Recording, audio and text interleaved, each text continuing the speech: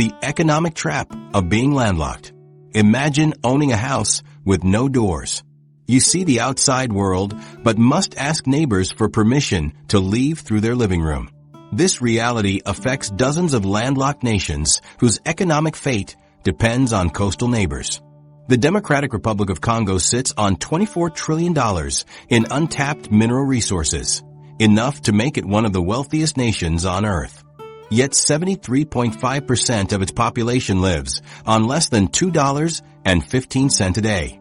What's keeping this resource giant trapped in poverty? The answer lies in its geography, and understanding this relationship between location and development might explain why some nations thrive while others struggle despite abundant resources. The paradox of wealth and poverty. From above, the Democratic Republic of Congo presents a breathtaking vista of unbroken green stretching to the horizon. The Congo Basin rainforest appears pristine, untouched, a natural treasure covering an area larger than Spain. But this aerial beauty hides an uncomfortable truth that becomes evident as we descend to ground level. The DRC holds a buried treasure chest of natural resources unmatched anywhere else on Earth. The country possesses over 70% of the world's coltan, a mineral essential for smartphones and computers. Its copper reserves rank among the richest globally, with an estimated 75 million metric tons still in the ground. The gold deposits scattered throughout the eastern provinces would make ancient kings envious. Diamonds glitter beneath the soil in quantities that rival any nation on Earth. Most valuable of all might be the DRC's cobalt, over 3.4 million tons, or approximately 50% of global reserves. This increasingly precious metal forms the backbone of lithium-ion batteries, powering everything from electric vehicles to renewable energy storage systems. As the world transitions away from fossil fuels, the DRC sits on what amounts to the new oil. The country also boasts vast timber resources, hydroelectric potential from the mighty Congo River, and agricultural possibilities in a nation where almost anything can grow. Economists have attempted to quantify this natural bounty, with conservative estimates placing the value of the DRC's untapped mineral wealth alone at $24 trillion, a figure that exceeds the GDP of the United States. Yet this wealth remains largely theoretical for the Congolese people. The country's GDP stands at merely $55 billion, less than the annual revenue of many multinational corporations. Over 70% of the population lives below the international poverty line of $1.90 per day. Life expectancy hovers around 60 years, and nearly half of children under 5 suffer from chronic malnutrition. The contradiction is stark and painful. The DRC ranks among the world's 5 poorest nations despite possessing resources that should make it one of the wealthiest. This paradox defies conventional economic wisdom, but becomes clearer when viewed through the lens of geography. Other nations share similar geographic challenges. Bolivia possesses extraordinary mineral wealth, but remains South America's poorest nation. Afghanistan sits atop an estimated $1 trillion in untapped minerals, yet struggles with crushing poverty. Mongolia contains coal reserves that could power Asia for decades, but can't translate this into sustained prosperity. Traditional explanations, corruption, colonial legacies, governance issues, contain elements of truth. But they fail to explain why certain resource-rich countries consistently struggle while others thrive. The more fundamental factor at work is geography. This brings us to geographic determinism, the theory that a nation's physical geography fundamentally shapes its economic possibilities. Mountains, rainforests, distance from oceans, and climate extremes aren't merely features on a map. They're economic destiny written in stone and soil. Nations that have achieved sustained economic growth in the modern era, South Korea, Japan, Singapore, and the European powers, share certain geographic advantages: extensive coastlines, navigable rivers, temperate climates, and manageable terrain. These are prerequisites for certain types of economic development. Geographic determinism suggests that physical geography creates boundaries that even the best policies, strongest institutions, and most ambitious development plans cannot overcome. Geography sets the outer limits of what's economically possible. We can observe this through multiple lenses: Transportation costs in landlocked countries average 50% higher than in nations with coastal access. Agricultural productivity in mountainous regions typically reaches only 30 to 40% of what's possible in flat, fertile plains.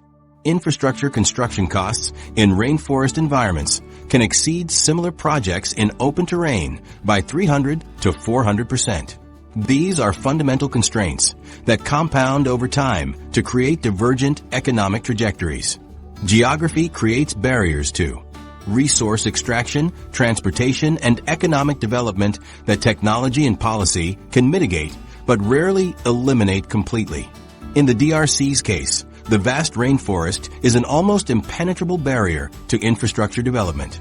The seasonal flooding, dense vegetation, and difficult terrain make building and maintaining roads, railways, and power lines exponentially more expensive than in other environments. Bolivia's landlocked status means every export must travel through neighboring countries. Afghanistan's mountainous terrain divides the country into isolated valleys, preventing the formation of integrated national markets. Mongolia's extreme continental climate creates impossible conditions for year-round economic activity. These are permanent features of the physical landscape that shape economic possibilities in profound ways. Our investigation will take us deeper into these geographic barriers, examining how they work, why they matter, and whether they can ever truly be overcome. We'll use satellite imagery, economic data, and on-the-ground reporting to understand why geography often matters more than resources in determining a nation's economic fate. Understanding the role of geography helps explain why traditional development approaches often fail and points toward more realistic solutions for nations constrained by their physical environment. It also challenges our assumptions about economic development and the true meaning of a level playing field in the global economy.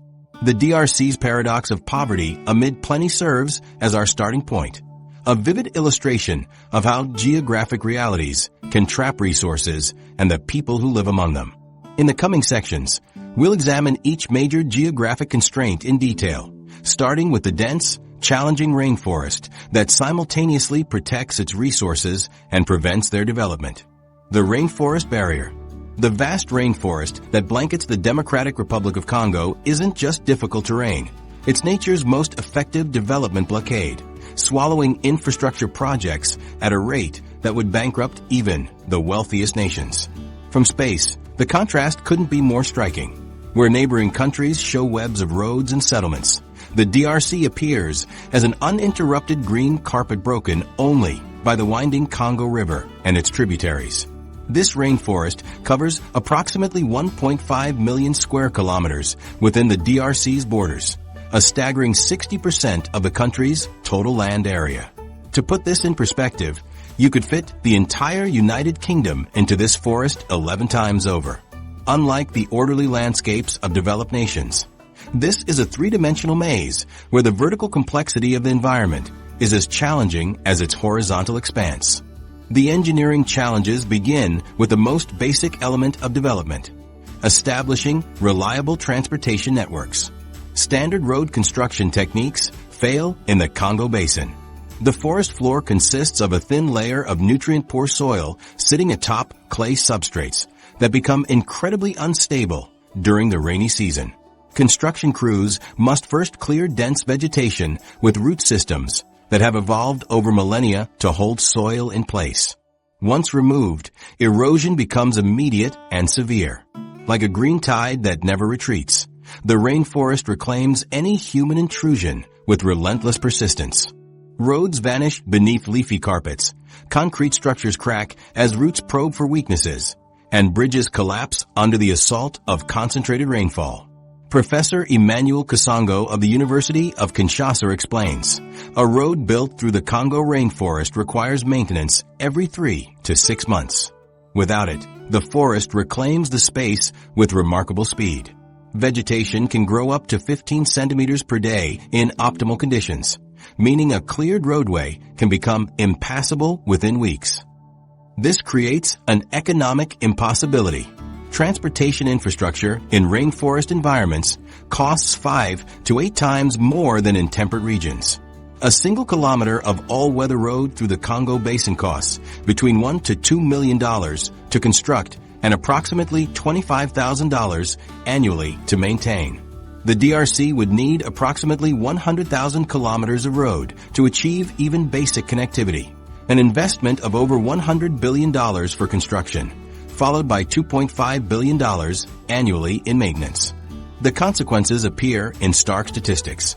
The DRC has only 2,794 kilometers of paved roads despite being the size of Western Europe. Nearly 90% of existing roads become impassable during the 8-month rainy season when precipitation can exceed 2,000 millimeters annually in parts of the forest basin. World Bank infrastructure specialist Martina Rodriguez notes, even with advanced materials and engineering techniques, the combination of humidity, biological activity, and seasonal flooding creates conditions where infrastructure deteriorates at 3 times the rate we see in non-forest environments. Concrete cracks as roots invade, metal corrodes in the constant moisture, and asphalt buckles under extreme temperature fluctuations. Railways fare poorly as well. The DRC's entire rail network spans just 4,007 kilometers, most deteriorated and unreliable. By comparison, nearby South Africa maintains over 20,000 kilometers of operational railway, despite having less than a quarter of the DRC's land area. The few railways that exist primarily connect mining regions to river ports rather than forming a comprehensive national network. The Congo River, while providing a natural transportation corridor, presents its own challenges.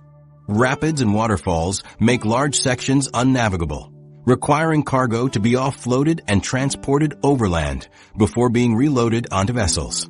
This process, known as portage, adds tremendous cost and time to shipping operations. Electricity infrastructure faces similar obstacles. The humid environment accelerates corrosion of transmission lines, while falling trees regularly damage power distribution networks. The DRC's electricity access rate stands at just 19% nationwide, dropping to under 1% in rural forest regions. This ensures that even if minerals are extracted, processing facilities cannot operate at scale without expensive diesel generators. Telecommunications infrastructure struggles equally in this environment. Cell towers require clearing, foundations, access roads for maintenance, and power sources. Satellite communications remain expensive, with signal quality deteriorating during frequent heavy rains and thunderstorms. These technical challenges translate into profound human consequences. For communities within the rainforest, the infrastructure gap means extreme isolation. Villages separated by mere kilometers might require days of travel to reach one another. A journey that would take hours on paved roads in developed countries can consume weeks during rainy seasons in the Congo Basin. This isolation prevents market access for agricultural products, limits educational opportunities, and makes healthcare delivery nearly impossible. Dr. Pierre Mukendi of Médecins Sans Frontières describes the human cost. We regularly encounter patients who traveled for days through the forest to reach our clinics. Conditions that would be easily treatable with prompt medical attention become life-threatening simply because of transportation barriers. Vaccines requiring cold chain storage cannot reach remote communities, leaving them vulnerable to preventable diseases. The sparse infrastructure that does exist follows a colonial extraction pattern, designed to move resources out rather than connect communities or develop internal markets. Roads and railways typically lead from mineral deposits directly to river ports or borders, bypassing local communities and providing minimal benefit to the broader population. When international companies or aid organizations attempt infrastructure projects, they often underestimate both initial costs and maintenance requirements. A study by the African Development Bank found that 47% of road projects in the Congo Basin exceed their budgets by more than 50%, and nearly 65% fail to maintain usability beyond 5 years without significant rehabilitation. The financial equation becomes clear. With per capita GDP under $600, the DRC simply cannot generate the revenue required to build and maintain the infrastructure needed to access its resources. Private investment focuses only on the most profitable extraction corridors, leaving the broader transportation network undeveloped. This creates a chicken and egg problem.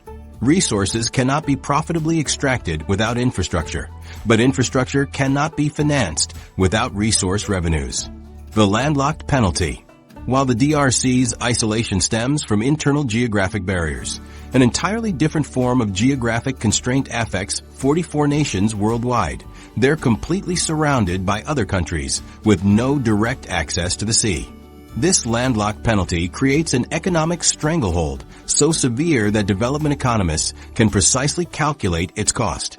A 20% reduction in growth potential compared to coastal nations. Among these captive economies, Bolivia stands as perhaps history's most tragic example of a resource-rich nation imprisoned by its geography. Bolivia's case is particularly painful because it wasn't always landlocked. Until 1904, Bolivia possessed a 400-kilometer Pacific coastline rich with natural harbors and marine resources. This coastline contained crucial nitrate deposits, essential for manufacturing fertilizer and explosives. In 1879, Chile, backed by British interests, launched the War of the Pacific against Bolivia and Peru. After 5 years of fighting, Bolivia lost both the war and its entire coastline in the 1904 Treaty of Peace and Friendship with Chile. The economic consequences were immediate and devastating. Before losing its coastline, Bolivia was developing a vibrant export economy based on silver, tin, and agricultural products shipped through ports like Antofagasta. After the loss, Bolivia's exports had to travel through foreign territories, subject to the tariffs, regulations, and priorities of neighboring nations. This geographic amputation transformed Bolivia's economic DNA. Today, despite having abundant natural gas, silver, tin, zinc, lithium, and agricultural potential, Bolivia's exports face a permanent economic penalty. Every Bolivian product must first become an import in another country before it can reach global markets. The numbers reveal this penalty with brutal clarity. A standard shipping container leaving Bolivia pays 55.7% more in transportation costs than the same container departing from a Chilean port. This translates into actual dollars that make Bolivian products fundamentally uncompetitive. Let's follow a single ton of Bolivian zinc from mine to market. First, the ore travels over Bolivia's limited mountain roads to reach the Chilean border, adding approximately $45 per ton. At the border, documentation requirements and inspection delays average 3 to 5 days, adding another $12 to $15 per ton in opportunity costs. Once in Chile, transit on Chilean infrastructure adds about $75 per ton. At the port, Bolivian exporters face higher handling fees than Chilean shippers, approximately 15 to 20% more, adding another $25 per ton. All told, being landlocked adds approximately $160 to every ton of Bolivian zinc. On global markets where profit margins often hover around $100 to $150 per ton, this geographic penalty effectively erases profitability. This handicap extends beyond raw materials. The average Bolivian pays 35 to 47% more for imported consumer goods than consumers in coastal South American countries. A washing machine costing $400 in Chile might cost $580 in Bolivia, with the difference attributable to transportation costs and border formalities. For ordinary Bolivians, this means fewer household appliances, more expensive clothing, and limited access to technological goods that coastal citizens take for granted. Dr. Elena Martinez, senior economist at the Economic Commission for Latin America, explains, landlocked countries face a double dependency trap. They depend on coastal neighbors for both physical access to markets and for the rules governing that access. This creates economic and political vulnerabilities that coastal nations don't face. This dependency trap manifests in power imbalances. When Bolivia negotiates with Chile, the landlocked coastal dynamic fundamentally shapes the conversation. Chile controls Bolivia's economic lifeline, and both parties know it. Bolivia often accepts unfavorable terms in other areas just to maintain reliable port access. Research by the World Bank quantifies this landlocked penalty precisely. Landlocked developing countries experience 20% lower GDP per capita growth compared to coastal nations with similar resources. Their transportation costs average 50 to 85% higher, and their trade volumes are typically 30 to 60% lower. For Bolivians, this economic constraint creates an emotional burden as well, a persistent awareness that their nation's potential remains unrealized due to geographic circumstance beyond their control. For Bolivia specifically, economists estimate that regaining coastal access would boost GDP growth by 1.5 to 2% annually, potentially doubling Bolivia's economic size within 25 to 30 years. The landlocked penalty creates ripple effects throughout Bolivia's economy.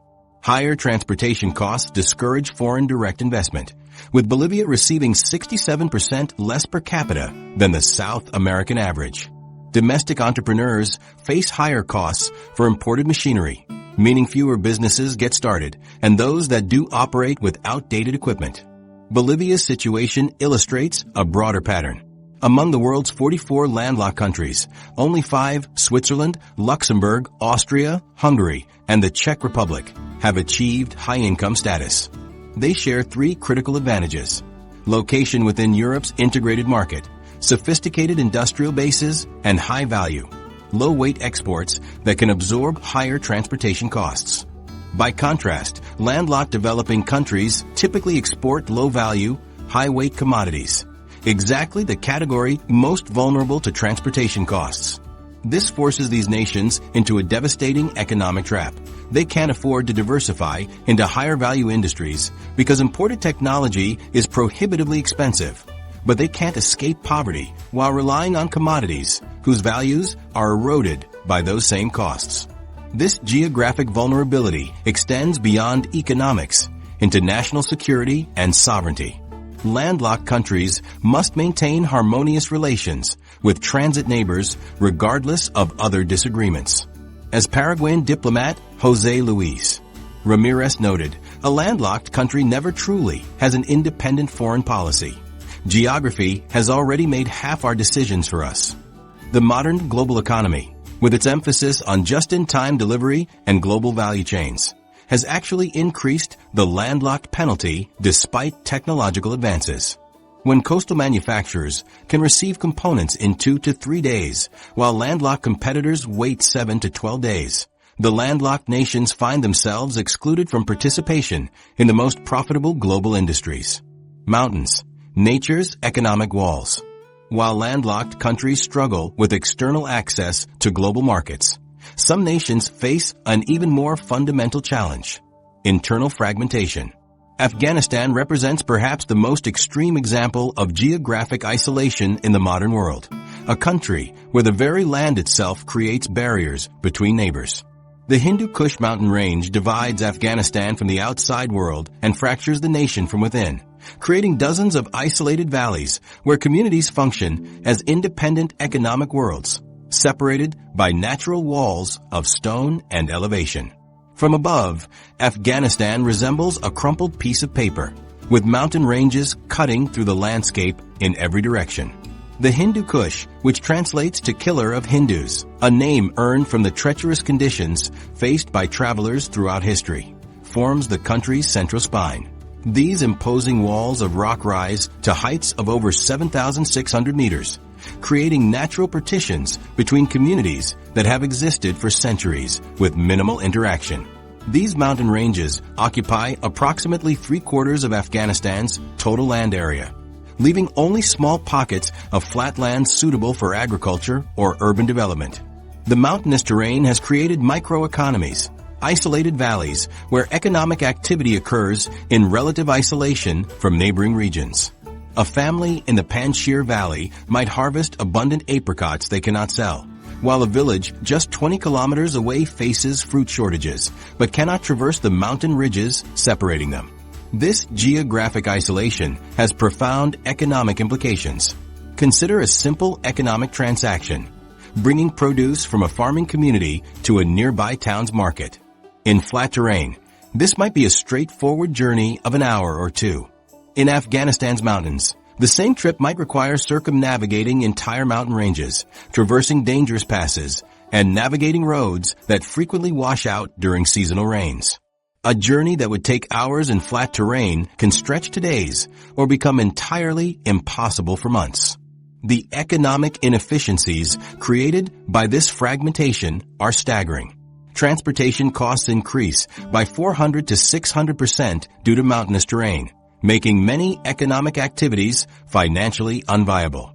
Afghan farmers in remote valleys often find that the cost of transporting their produce to larger markets exceeds potential profit margins, effectively cutting them off from participating in the broader economy. Infrastructure development becomes exponentially more difficult in mountainous regions. Building roads through mountains requires extensive tunneling, bridge construction, and reinforcement against landslides. A World Bank study found that constructing mountain roads in Afghanistan costs between 4 to 7 times more per kilometer than equivalent infrastructure in flat regions.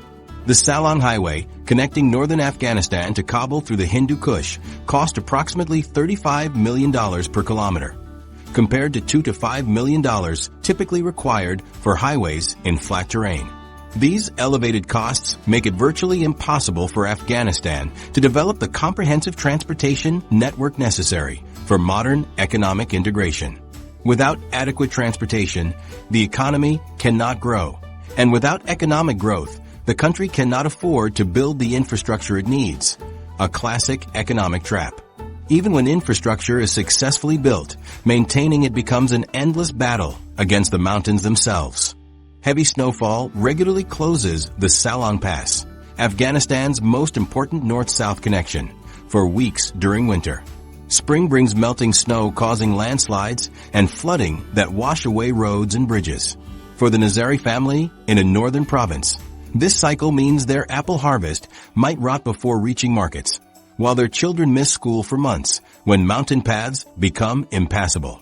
This situation creates economic seasonality, periods of relative connection and prosperity, followed by isolation and economic contraction.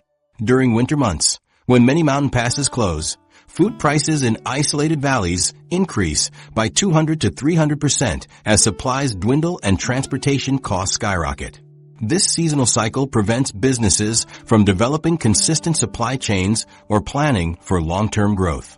The mountains also directly impact Afghanistan's agricultural potential. Steep terrain severely limits arable land to narrow valleys and small terraced fields. Where flat nations might have vast expanses suitable for mechanized farming, Afghanistan's agricultural areas are fragmented and often accessible only by foot or animal. This fragmentation prevents economies of scale and makes modern farming techniques impractical in many regions. Mountains shape Afghanistan's relationship with neighboring countries and international markets by creating natural boundaries that funnel trade through a limited number of passes. The Khyber Pass into Pakistan and the Termez crossing into Uzbekistan represent critical choke points that can be easily monitored, taxed, or closed entirely during political disputes. When Pakistan temporarily closed the Khyber Pass in 2011, Afghan imports and exports faced delays of up to 3 weeks, causing food prices in Kabul to surge by over 50%. The mountains create another economic challenge through their impact on energy costs. Mountain terrain makes electricity grid development prohibitively expensive, with transmission lines needing to cross extreme elevations and remote areas. Many Afghan communities rely on local diesel generators, paying rates 4 to 5 times higher than regions with connected grid infrastructure. These elevated energy costs make manufacturing and industrial development economically unfeasible in many regions. The human adaptations to this geographic reality are remarkable. For centuries, Afghan communities have developed specialized economic niches based on their isolated locations. Some valleys became known for particular agricultural products, others for specific handicrafts or mining operations. Seasonal trading patterns emerged, with communities stockpiling goods during accessible months to survive periods of isolation. These adaptations allowed for survival, but have created economic patterns fundamentally at odds with modern development models that emphasize specialization, scale, and integration into global supply chains. When geographic barriers prevent reliable transportation and communication. Climate as an economic constraint. The geographic constraints we've examined so far at least remain constant. Mountains don't disappear seasonally. But what if the primary obstacle to development was the climate itself? In Mongolia, the difference between minus 40 degrees Celsius winters and 40 degrees Celsius summers creates an economic reality where the calendar, not just the landscape, dictates the boundaries of possible growth. Mongolia represents a perfect case study in climate-constrained economic development. This vast country, spanning 1.5 million square kilometers with barely 3.3 million inhabitants, sits atop significant mineral wealth, including copper, gold, uranium, and rare earth elements. Yet Mongolia consistently struggles with economic stability and development. Why? The answer lies in its extreme continental climate. Consider what happens during a Mongolian winter. When temperatures plummet to minus 40 degrees Celsius, concrete cannot set properly. Heavy machinery fails to start, and soil becomes impenetrable as iron. During these brutal winter months, construction activity comes to a complete halt. Construction season effectively shrinks to just 4 to 5 months annually, creating a race against time where infrastructure development must occur within this narrow window before winter returns. This compressed time frame dramatically impacts project costs. Construction companies must generate annual revenue during this short period while maintaining equipment and personnel year-round. As a result, infrastructure projects in Mongolia typically cost 40 to 60% more than comparable projects in temperate climates. A standard road that might cost $1 million per kilometer elsewhere requires $1.6 million in Mongolia, simply due to the constrained working season. The freeze-thaw cycle presents another devastating challenge. As moisture in the ground repeatedly freezes and expands, then thaws and contracts between seasons, it literally tears apart infrastructure. Engineers call this frost heaving, and its consequences are severe. A newly constructed road in Mongolia typically requires major repairs after just 2 to 3 years, compared to 8 to 10 years in more temperate regions. These premature failures leave communities isolated and disrupt supply chains critical to local economies. Dr. Batbold Enkhtufshin, an infrastructure economist at the National University of Mongolia, explains, "We don't just build infrastructure once. We essentially rebuild it every decade. The maintenance costs often exceed the initial construction costs over a 20-year period, creating an ongoing drain on national resources that could otherwise fund economic development. Agriculture faces equally severe constraints. The growing season lasts approximately 90 to 120 days in most of Mongolia, compared to 180 to 240 days in temperate agricultural regions. This short window means farmers can harvest only one crop annually, and even that single harvest faces significant risks from early frosts or late springs. The limited growing season means Mongolia can produce only about 60% of its domestic wheat needs despite having vast open spaces. The economic consequences extend to energy as well. During winter months, energy consumption for heating skyrockets. In Ulaanbaatar, Mongolia's capital, heating requirements during winter months consume approximately 40% of the average household income. For businesses, energy costs during winter can be 3 to 4 times higher than during summer months, creating seasonal cost structures that make year-round manufacturing economically challenging. This climate-driven seasonality creates a pattern economists call seasonal economic hibernation. In Mongolia's economic activity, GDP typically contracts by 15 to 20% during winter quarters compared to summer. This cyclical contraction prevents the continuous operation needed for manufacturing economies of scale and efficient supply chain management. Even modern technology struggles against these limitations. Heating technologies efficient at minus 20 degrees Celsius begin to fail at minus 40 degrees Celsius. Construction materials become brittle and crack. Battery technology loses 50 to 70% of its efficiency at extreme low temperatures, affecting everything from vehicles to portable tools. Population distribution starkly reflects these climate constraints. Nearly half of Mongolia's population lives in or around Ulaanbaatar, despite the country's vast territory. This concentration represents economic necessity, not preference.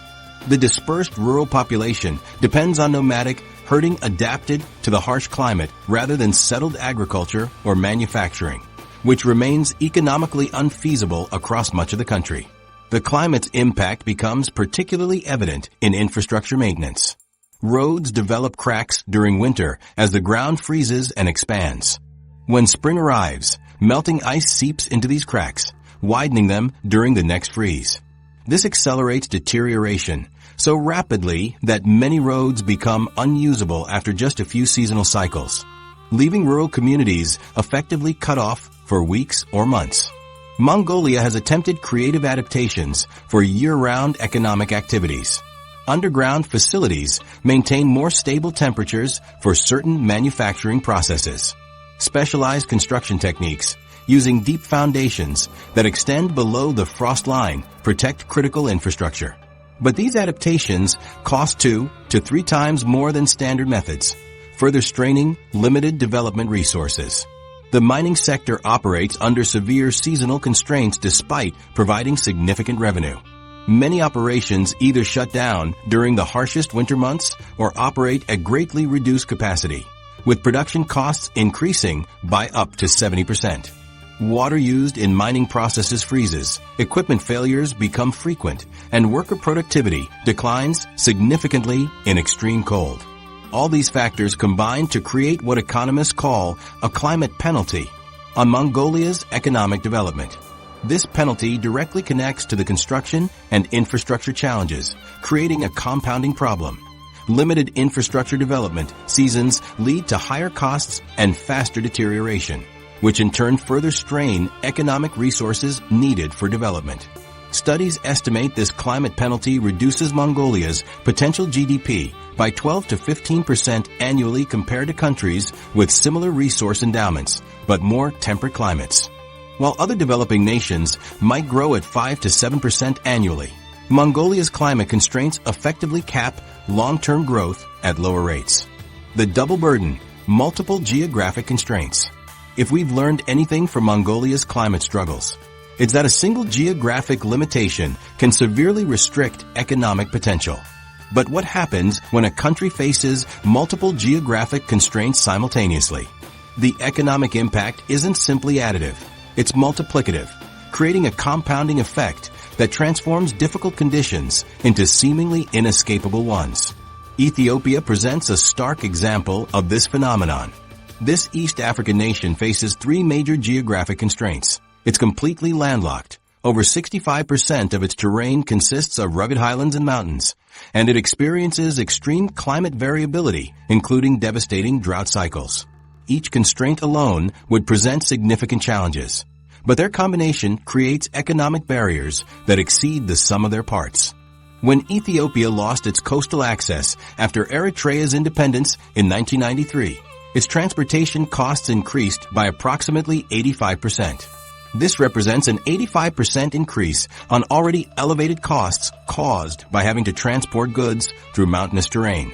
A standard shipping container reaching Ethiopia's capital Addis Ababa travels through Djibouti's port, then navigates a treacherous mountain journey with elevation changes exceeding 2,500 meters, multiplying the normal transportation costs by factors of 3 to 4. The economic math becomes truly devastating when analyzing the data. Research from the World Bank reveals that countries facing multiple geographic constraints experience what economists call compound growth penalties. Think of it like compound interest in reverse. While a single constraint like being landlocked might reduce annual growth potential by 1.5 percentage points and mountainous terrain another 1.2 points, together they create structural barriers that can slash growth potential by 4 to 5 percentage points annually.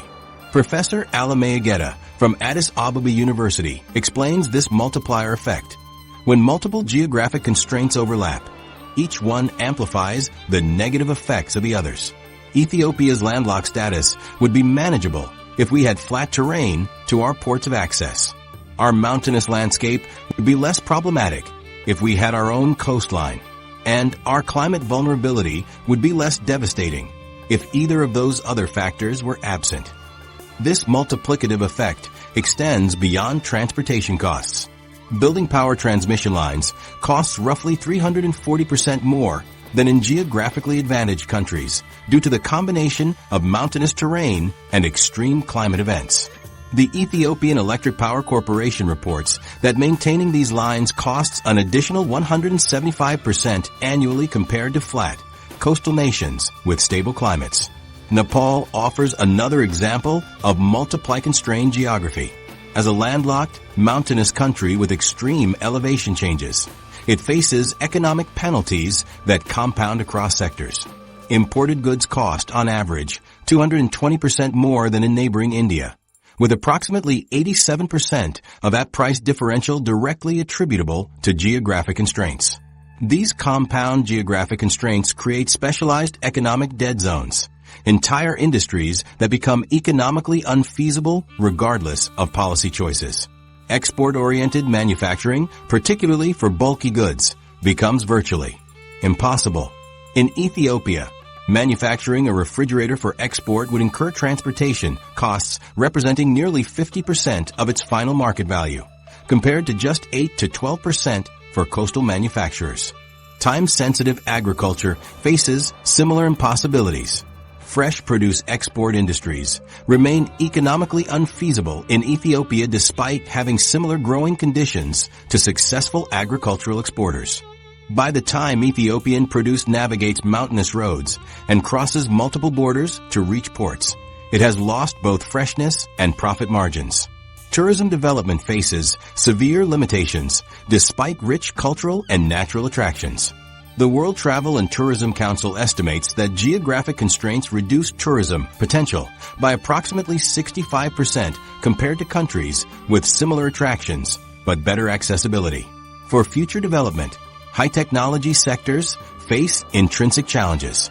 The combination of landlocked status, mountainous terrain, and climate vulnerability makes reliable high-speed internet infrastructure prohibitively expensive. Providing comparable broadband access costs 4 to 7 times more per capita in Ethiopia than in coastal nations with flat terrain. These constraints create what development economists call geographic poverty traps, conditions where economic limitations reinforce one another in ways that resist traditional development approaches. Dr. Tawadros McCohen, an economic geographer at Oxford University, observes, "We see a disturbing pattern where multiple geographic constraints don't just limit growth. They fundamentally alter what types of economic activity are possible at all. This isn't about trying harder or having better policies. Some development paths simply become mathematically impossible. Countries with multiple geographic constraints face severely limited policy options." When Ethiopia attempted to diversify its port access through Somalia, the combination of distance, terrain, and security concerns made the project economically unfeasible despite significant investment. This geographic determinism creates particularly insidious outcomes when bureaucratic or governance challenges enter the equation. While countries like Switzerland have overcome multiple geographic constraints through exceptional governance and historical advantages, many developing nations face a triple burden: geographic constraints compounded by institutional challenges and historical disadvantages. Economic models suggest that addressing any single constraint produces surprisingly modest results when other constraints remain. A World Bank simulation found that even if Ethiopia gained sovereign port access, its GDP growth would improve by only 1.3 to 1.7 percentage points annually unless mountainous terrain and climate challenges were simultaneously addressed. International development approaches often fail to account for these geographic interactions. Traditional aid programs typically focus on single-factor interventions without addressing how geographic constraints interact systemically.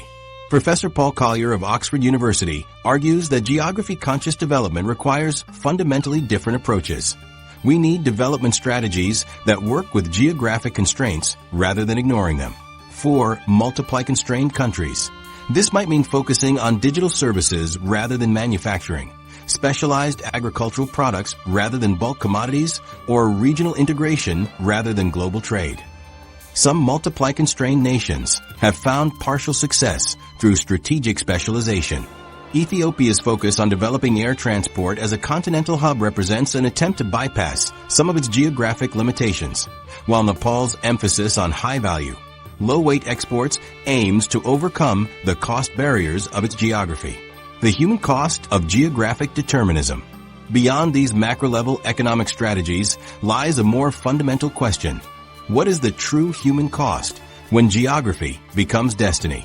For families in the most isolated regions of the Democratic Republic of Congo, geographic determinism isn't an academic concept, but a brutal daily reality where a simple mountain range or impassable river directly translates to dramatically shorter lifespans and limited opportunities. Meet Claudine Mwamini, a 32-year-old mother of 4 living in Mwenga, a remote village in South Kivu province. When her youngest child developed a high fever, Claudine faced an impossible choice that no parent should have to make. The nearest health clinic was 67 kilometers away, a journey requiring a 3-day trek through dense forest during the rainy season. By the time she arrived carrying her child, severe malaria had progressed beyond treatment. Geographic isolation had effectively sentenced her child to death. Claudine's story represents thousands of similar tragedies playing out daily across geographically constrained regions.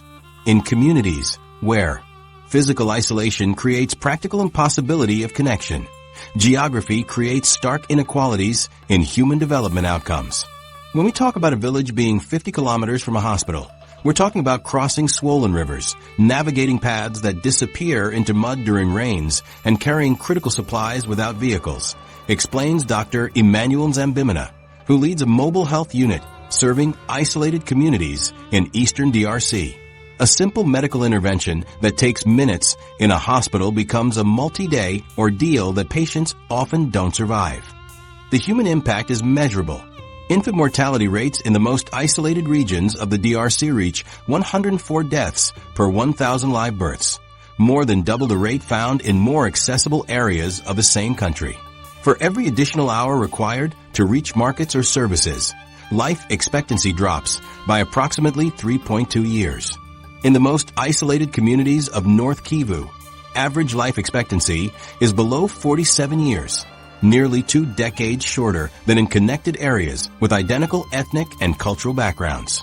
The isolation penalty extends to education and economic opportunity. In remote Sankuru province, school attendance rates hover around 37%, compared to 86% in Kinshasa. This educational gap stems directly from the impossibility of providing qualified teachers, textbooks, and basic infrastructure in regions where roads disappear for months at a time. The geographic poverty trap becomes self-reinforcing through multiple channels. Farmers in isolated regions receive dramatically lower prices for their crops while paying more for basic goods. In Maniema province, farmers might receive just 30% of the market value for their cassava or coffee because geographic barriers create monopolistic power for the few traders willing to make the journey. Meanwhile, essential items cost 3 to 5 times more than inaccessible areas. Marcel Niange, who leads a community development initiative in South Kivu, describes another reality. When the nearest police station or government office is a 2-day journey away, communities develop their own systems of justice and administration. These informal structures can provide stability, but also perpetuate practices that violate human rights and limit development. These economic realities translate directly into health outcomes. Children in geographically isolated communities show stunting rates of 54%, compared to 32% in accessible regions. During the 2018 Ebola outbreak in North Kivu, mortality rates in isolated communities reached 67%, compared to 41% in accessible areas, not because the disease was different, but because geographic barriers prevented timely intervention. The geographic trap isn't limited to rural constraints.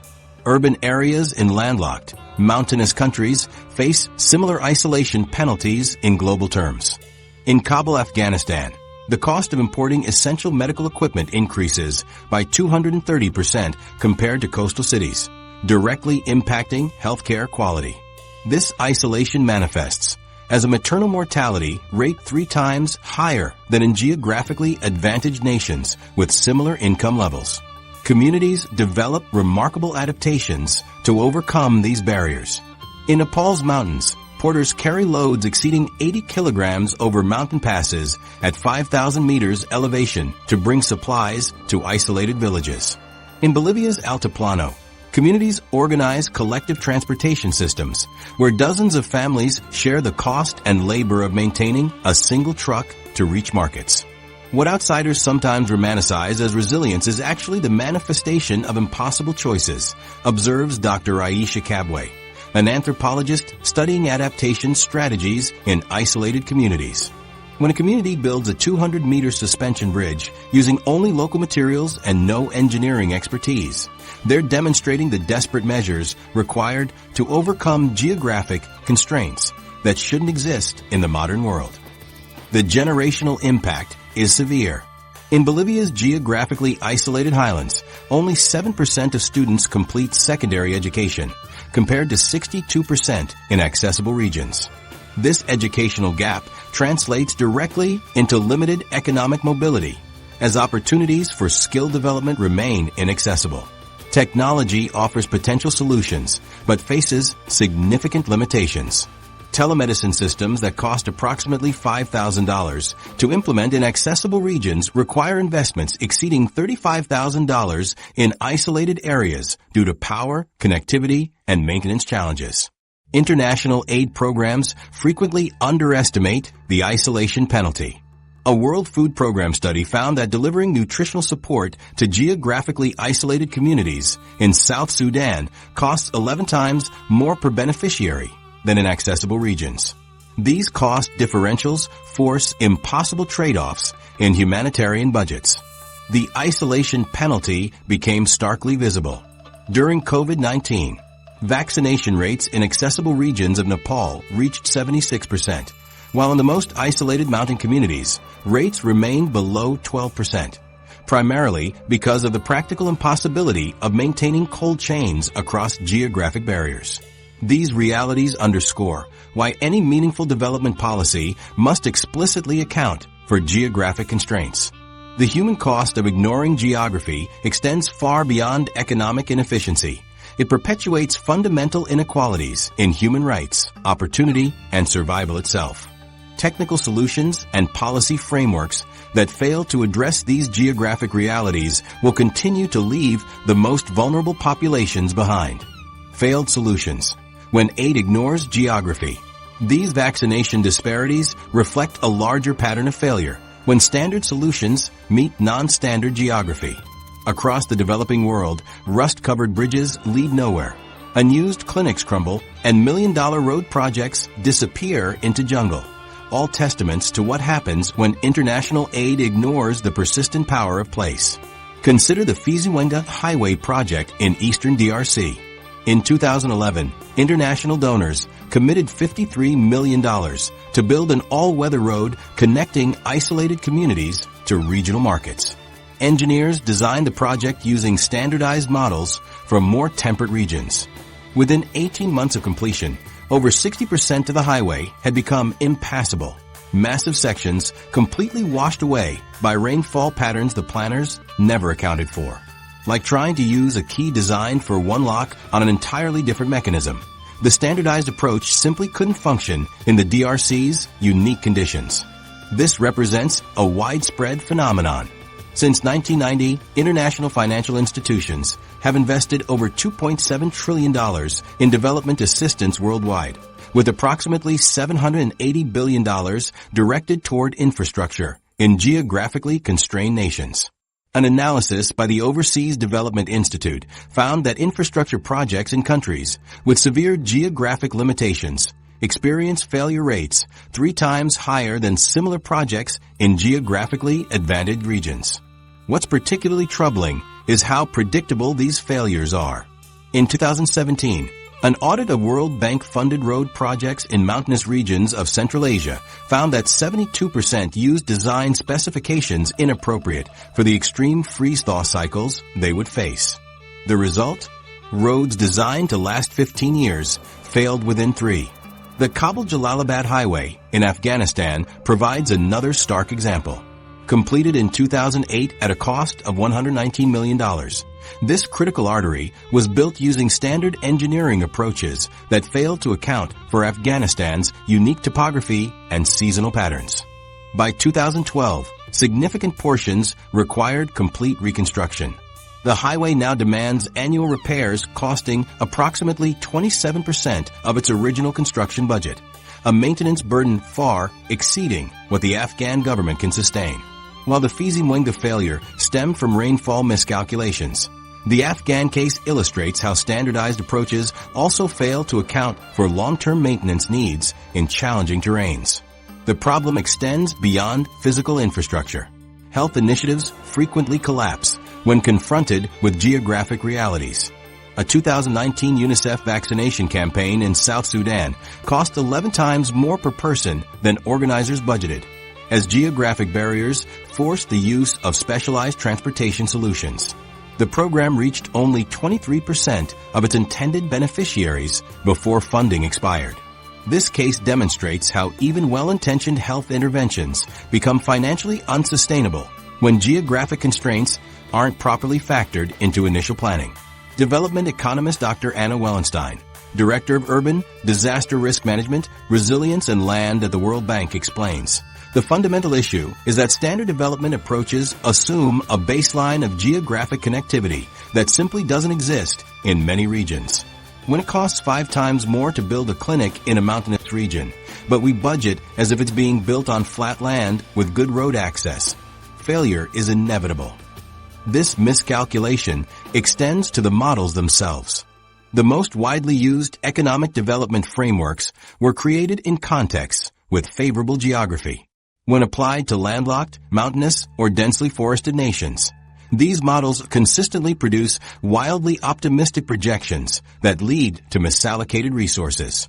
A comprehensive study by the International Food Policy Research Institute examined 287 agricultural development projects in geographically constrained regions. Their findings were sobering. 76% of these initiatives failed to achieve even half their projected outcomes. The primary reason? Geographic factors that increased implementation costs by an average of 217%, while simultaneously reducing yield potential. Failed aid projects leave more than economic damage in their wake. In eastern DRC, abandoned clinics built through international assistance stand empty, their medical equipment looted or rusting. Local physician Dr. Celestine Bahati explained, the international NGO built this facility according to their standard design, but never accounted for how staff or medicine would reach us during the rainy season. They allocated no funds for maintaining the access road, which washed out within months. Now we have a beautiful building no one can use. This geographic blindness extends to time frames as well. Projects in challenging environments typically require significantly longer implementation periods and much more substantial maintenance budgets. Yet funding cycles rarely accommodate these realities. In Bolivia, a review of infrastructure initiatives found that maintenance budgets typically covered only 30% of actual needs for projects in mountainous regions. The evidence for this geographic mismatch appears in global data patterns. A comprehensive analysis by the Center for Global Development found that each dollar of development assistance generates approximately $3.20 in economic growth in geographically advantaged nations. In severely constrained countries, that same dollar generates just 67 cents, often because the assistance is channeled into unsuitable projects designed for different geographic contexts. Perhaps most troubling is how these failures perpetuate dependency rather than development. When geographically inappropriate projects collapse, they often leave behind half-built infrastructure that requires international technical support to maintain. Communities become trapped in cycles of dependency on external expertise that rarely arrives with sufficient consistency. Economist Jeffrey Sachs, who has extensively studied development challenges, notes, geography isn't destiny, but ignoring geographic realities guarantees failure. Development approaches must start by acknowledging the permanent constraints a nation faces, rather than pretending they can be wished away with standardized solutions. What's the alternative? According to Professor Paul Collier of Oxford University, development in geographically constrained regions requires approaches that work with geography rather than ignoring it. This often means more modest, locally appropriate solutions, adaptation, rather than working with geography from different geographic contexts. Professor Collier's insight reveals a critical shift in thinking that's emerging across geographically challenged regions. Rather than fighting against immutable geographic constraints, a growing number of nations are learning to harness their geographic realities as assets rather than liabilities. This approach of working with geography instead of against it has produced remarkable results in several counterintuitive cases. Consider Switzerland, a landlocked country nestled among towering alpine peaks that by traditional economic thinking should be severely disadvantaged. The dramatic mountain terrain creates natural barriers to transportation and development. Yet Switzerland has transformed these apparent limitations into the foundation of its prosperity. The majestic Alps that create transportation challenges generate over $16 billion annually through luxury tourism. Switzerland recognized early that geographical constraints made traditional manufacturing exports prohibitively expensive, leading to specialization in high-value, low-weight products like watches, pharmaceuticals, and financial services. Geographic adaptation isn't about overcoming limitations so much as transforming how we perceive them, explains Dr. Marianne Fay, chief economist at the World Bank's Sustainable Development Division. Switzerland didn't flatten its mountains. It built industries that thrive because of them. The Swiss pharmaceutical industry represents a particularly instructive case. A single shipping container of Swiss pharmaceuticals can contain products worth over $50 million, compared to $80,000 for a container of manufactured goods from coastal nations. This extreme value-to-weight ratio effectively neutralizes the transportation cost disadvantage. Today, pharmaceutical exports account for 38% of Switzerland's total exports by value, while requiring minimal physical transportation infrastructure. Across the globe, Rwanda presents a striking contrast, a small, landlocked African nation with rolling hills and limited natural resources. Rather than allowing geographic constraints to dictate its economic future, Rwanda has positioned itself as Africa's digital hub by investing heavily in fiber optic infrastructure. The country now offers the continent's most affordable internet access. Rwanda's Digital Transformation Center trains over 30,000 young Rwandans annually in programming and digital skills, cultivating an economy that travels through cables rather than roads. In the vast, sparsely populated steppes of Mongolia, a similar transformation is underway. The Nomadic Digital Nation initiative leverages satellite internet to create remote work opportunities for its dispersed population. This program has created over 15,000 digital jobs since 2019, allowing Mongolians to participate in the global economy despite extreme isolation and climate challenges. Mongolia capitalizes on its cold temperatures to reduce cooling costs for data centers, turning a geographic challenge into a competitive advantage. When I started my remote software development business from my Gur in the Gobi region, my family thought I was crazy, shares Batbayer Turbish, a Mongolian entrepreneur. Now I employ 12 other nomadic programmers who maintain our traditional lifestyle while connecting to clients worldwide. Beyond digital solutions, several landlocked nations have developed innovative transportation arrangements.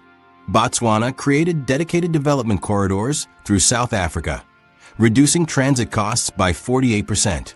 Kazakhstan established the Korgos Gateway, a massive dry port on its border with China that serves as a transfer point between Chinese and European rail systems, reducing transit times from Asia to Europe by 15 days compared to sea routes. The gateway now processes over 200,000 containers annually and employs more than 10,000 people. Laos pursued a different strategy by becoming the battery of Southeast Asia. By developing hydroelectric dams that generate power for export to energy-hungry neighbors like Thailand and Vietnam, Laos exports electricity, a product unaffected by traditional transportation barriers. Hydropower now accounts for 30% of Laos' export earnings despite severe geographic limitations. The most successful adaptations don't just work around geography, they actively leverage it for competitive advantage, explains Dr. Elena Pravatoni, Director of the Geography and Economic Development Research Center. The question isn't what geography prevents, but what it uniquely enables. These adaptation strategies share common characteristics: specialization in sectors where geographic limitations matter less, disproportionate investment in human capital development, and regional integration agreements that reduce artificial barriers. However, even these success stories demonstrate the persistent challenges of geographic determinism. Switzerland's per capita GDP is approximately $87,000, but neighboring Luxembourg, equally landlocked but flat, reaches $115,000. This $28,000 difference represents the continued mountain penalty that even the most successful adaptation strategies cannot fully eliminate.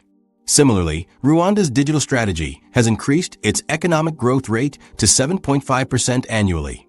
Yet this remains below the 10 to 12% growth rates achieved by coastal hubs like Tanzania's Dar es Salaam region.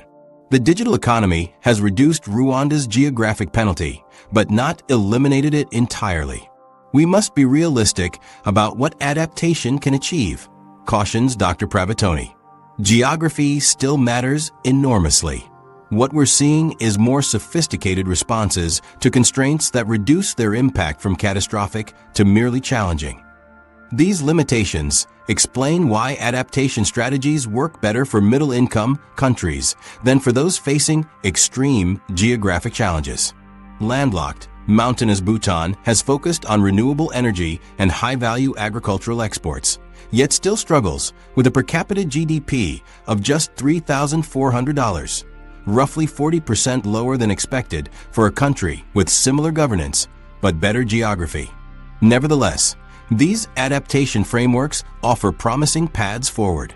By explicitly designing economic strategies around geographic realities rather than despite them, nations can develop more sustainable development trajectories, even if they can't fully escape their geographic destiny.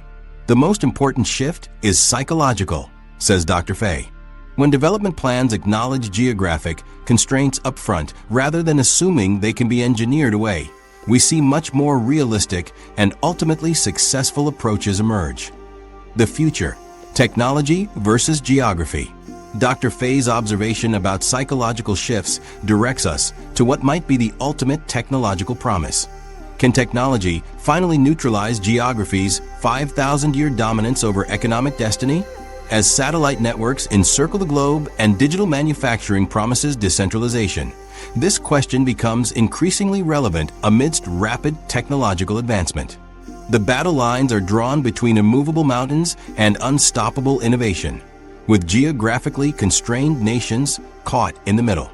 Emerging technologies present tantalizing possibilities for overcoming barriers that have defined economic limitations for centuries. Starlink's expanding satellite constellation now provides high-speed internet to previously unreachable locations. In remote Mongolian steppes, where infrastructure development would be prohibitively expensive, nomadic herders access global markets through satellite terminals.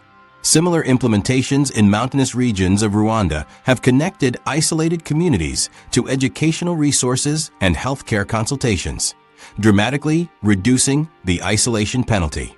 Digital infrastructure doesn't supplement physical infrastructure. In some cases, it can actually leapfrog it entirely, explains Dr. Amara Bongo, digital economy specialist at the African Development Bank. We're seeing isolated communities in mountainous Rwanda build digital service economies without ever developing extensive road networks. It's a fundamentally different development pathway. The transformative potential extends to manufacturing through technologies like 3D printing. Rather than shipping finished products across challenging terrain, blueprints can be transmitted digitally and products manufactured locally. A research installation in Bolivia's Altiplano prints replacement parts for agricultural equipment, eliminating weeks of delay and thousands in shipping costs. While currently limited to certain materials and components, expanded capabilities are expected within the decade. Drone delivery networks offer another promising avenue. In places where road construction costs are prohibitive, autonomous aerial vehicles transport high-value, lightweight goods directly to remote locations. Zipline's blood delivery service in Rwanda demonstrates this potential, having completed over 200,000 deliveries to remote clinics across difficult terrain. Similar systems in Nepal's Himalayan regions and Bolivia's Altiplano show cost reductions of up to 65% compared to ground transportation for certain medical supplies. Data from early digital connectivity initiatives reveals measurable economic impacts. A longitudinal study of newly connected villages in Ethiopia's highlands found a 23% increase in household income over 5 years, primarily through access to market information. Mobile banking services in previously unbanked regions of Mongolia showed a 17% improvement in ability to weather economic shocks among participating households. Yet these technological solutions face their own geographical constraints. Satellite internet requires clear line of sight to orbiting satellites, creating challenges in deep mountain valleys. Solar-powered systems struggle in regions with extended cloudy periods. Even digital solutions ultimately require physical components that must be transported, maintained, and eventually replaced. Technology doesn't eliminate geography. It just creates a new geography of technological access, notes technology researcher Dr. Mei Zhang. The same mountains that blocked roads now block cell signals. The same extreme weather that damages highways now damages solar arrays and transmission equipment. Climate change further complicates this equation. While it poses existential threats to many nations, it may paradoxically reduce some geographic barriers while exacerbating others. The Northeast Passage, once impassably frozen, now offers a viable shipping route for nearly 3 months annually, potentially reducing Mongolia's isolation penalty. Meanwhile, increasing precipitation intensity in the Congo Basin makes maintaining infrastructure even more challenging than before. Professor James McKinley at Columbia University's Climate School explains, "We're witnessing a global geographic restructuring. Regions that were previously inhospitable may become valuable, while currently productive areas might face new constraints. The economic geography of 2100 will look dramatically different from today's." For landlocked Bolivia, climate models predict altered rainfall patterns that could transform agricultural potential across its islands. Mongolia faces scenarios where permafrost melt could either improve infrastructure durability or catastrophically undermine it, depending on local factors. This intersection of technology and changing geography creates both opportunities and risks. Investments in fixed infrastructure might become stranded assets if climate patterns shift dramatically. Yet failing to develop connectivity could leave countries further behind as global economic integration accelerates. New composite materials being tested in Mongolia's extreme climate show resilience to temperature fluctuations that would destroy conventional materials. Self-healing concrete could extend infrastructure lifespan in freeze-thaw environments, potentially reducing maintenance costs by up to 60%. Bolivia's lithium reserves, previously difficult to exploit due to transportation challenges, could become significantly more valuable as battery technology advances.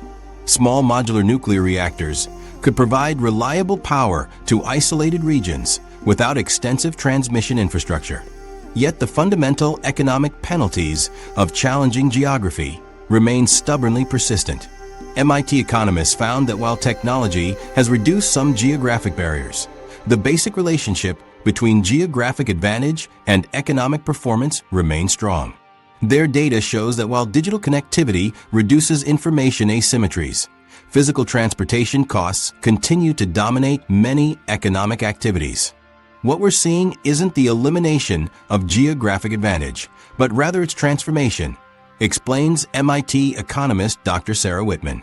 Singapore's location at a critical shipping choke point remains valuable, but now digital connectivity choke points create new forms of advantage.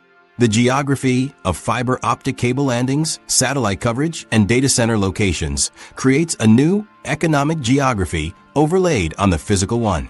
For the Democratic Republic of Congo, these technological transformations offer potential pathways forward. Digital mineral exchanges could improve market access for remote mining operations. blockchain-based systems could enhance transparency in supply chains crossing difficult terrain. Yet the fundamental challenges of physically moving extracted resources through challenging environments remain. I'm optimistic about technology's ability to help us work better within our geographic constraints, notes Congolese tech entrepreneur Claude Mwamba. But we need to be realistic. Satellites can't move cobalt. Eventually, you need physical infrastructure, and that still faces all the challenges of our rainforest environment. This tension between technological potential and geographic reality defines the future prospects for constrained nations. While technology provides powerful tools for adaptation, it cannot completely eliminate the fundamental advantages that favorable geography bestows. We've journeyed across rainforests, mountains, landlocked nations, and climate extremes to understand a fundamental truth. Geography creates persistent economic boundaries that technology and human ingenuity can only partially overcome. The Democratic Republic of Congo's story illustrates this reality perfectly. Its $24 trillion in mineral wealth remains largely inaccessible because of immutable geographic barriers that shape economic possibilities. This is realism. The most successful development approaches work with geographic constraints rather than ignoring them. Like rivers carving canyons through resistant stone, meaningful.